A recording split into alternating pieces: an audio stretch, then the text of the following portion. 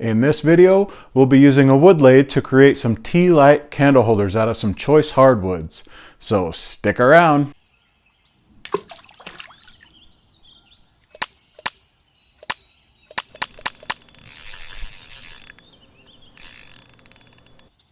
One of the things I really enjoy about wood turning is that I never run out of gifts for people. I figured out that with my own two hands and some tools, I can create some beautiful things that people really enjoy. When I first started out though, I needed some more ideas for projects. I found I was doing the same thing over and over again. So in this video series, it's my hope that I can give you some ideas that'll help you develop and discover just how much you can do with a wood lathe. I'm Jason Geiser, and this is Geiserwoodturner. Let's make some tea light candle holders. A tea light candle is an inexpensive little candle. I think I bought these by the dozen. They usually come in their own tin, and if you're worried about the flame, you can get these in battery powered as well. I've chosen these 3 hardwoods so that we can make 3 candle holders today, and I've already marked the center, so I'm going to pound in our drive center, and I don't have to worry about it splitting. This piece of box elder, it's a little bit softer. I'm also going to use hickory and honey locust that's in the back.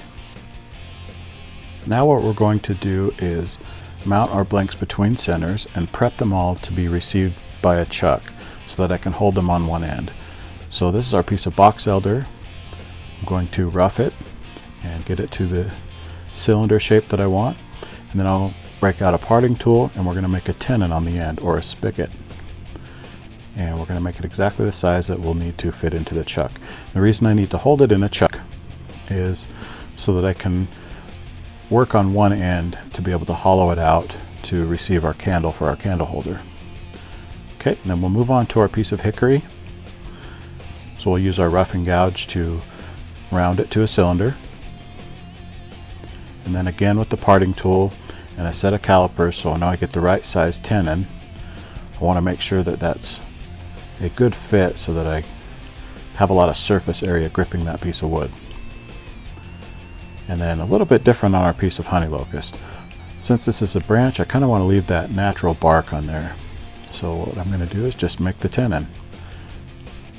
This piece isn't completely round, but it's not real wobbly either. We just want to make sure we can hold it really well with a chuck. If you don't have a chuck, there are other ways to hold a piece of wood from the end, such as gluing it to a waste block.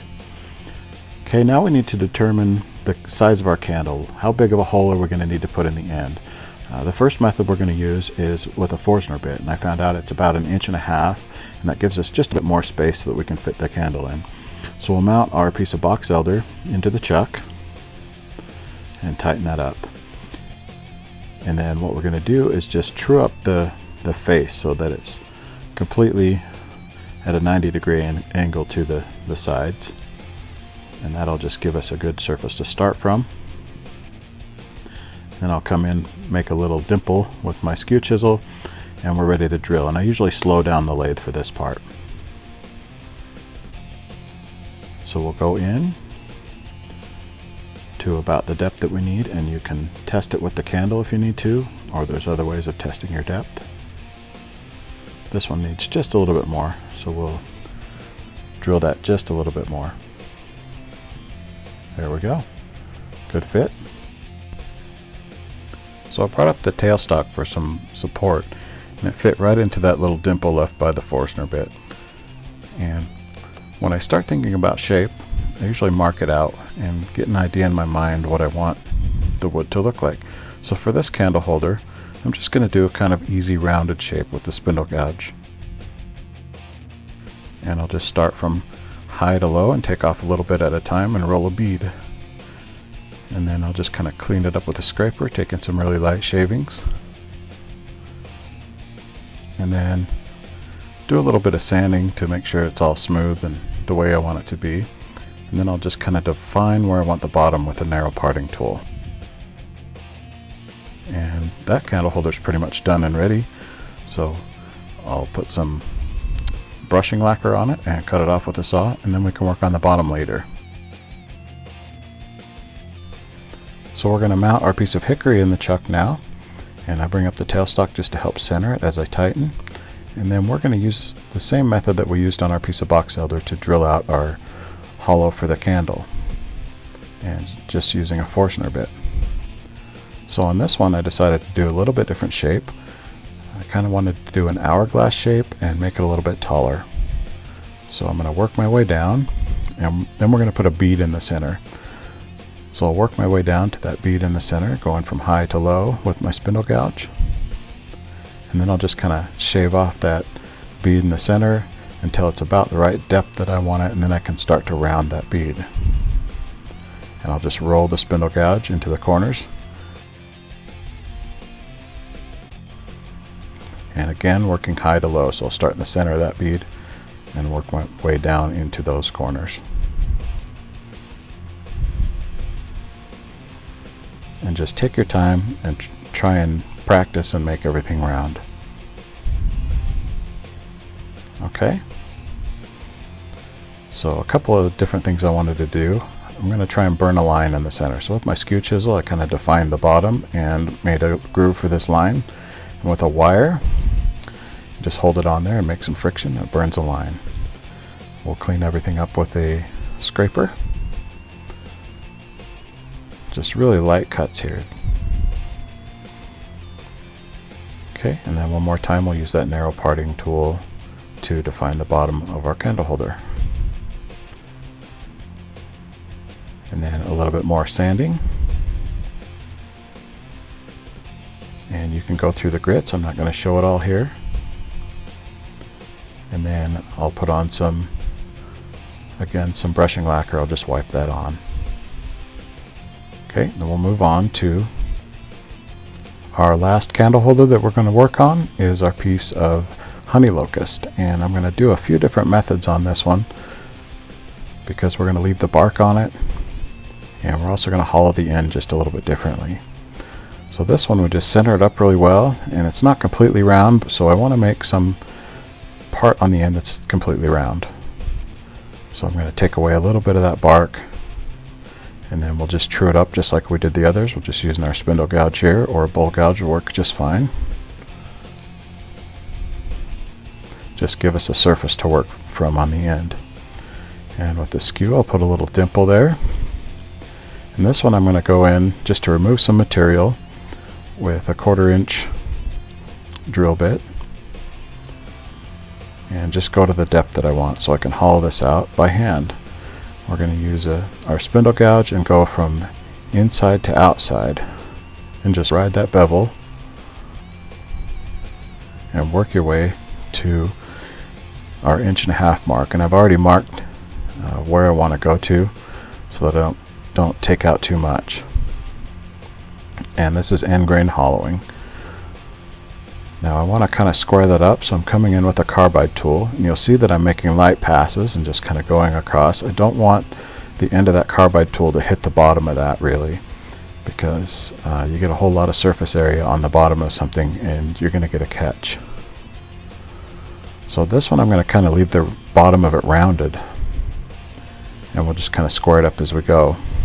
I can go just a little bit deeper on this one. So again, I'll come in with that carbide tool, take away some of that material and square it up. And then I'll just kind of round the bottom of it and blend it all in with a round scraper. And our candle fits pretty well. And I don't have to do a whole lot of work on the outside now. I just have to make a spot for the bottom to sit. So I'm just going to kind of take the bark away little by little. And then I'm going to make a little foot on this one. So we're going to turn a little bead there and just kind of come in as close as we can to that bark to leave all that bark in the center. And then with that narrow parting tool, again, we'll define the bottom of where we want the bottom of our candle holder to be. So we'll sand, and then again put some finish on it. And you kind of want to wipe this one on by hand because it's out of round, and this got pretty bumpy as I did it with the lathe on.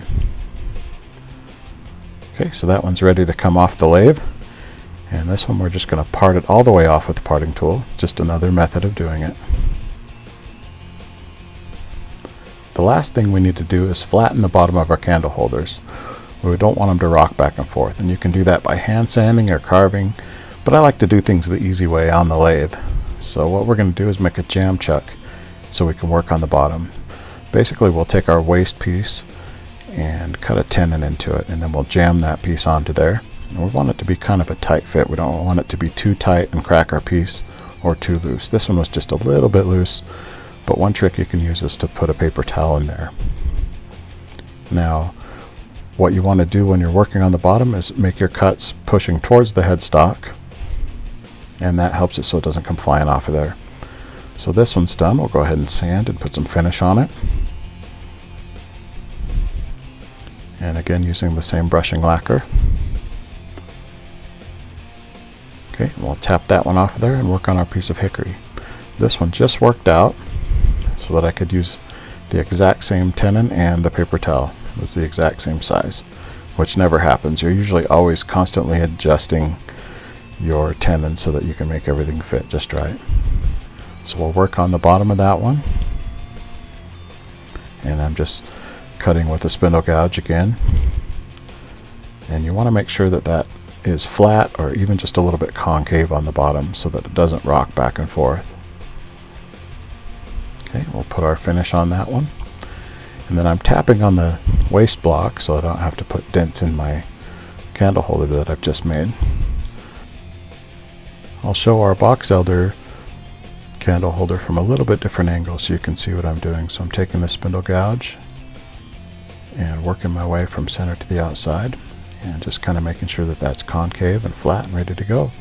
So we'll sand and put our finish on there, and then we've got some beautiful candle holders ready for your next romantic dinner.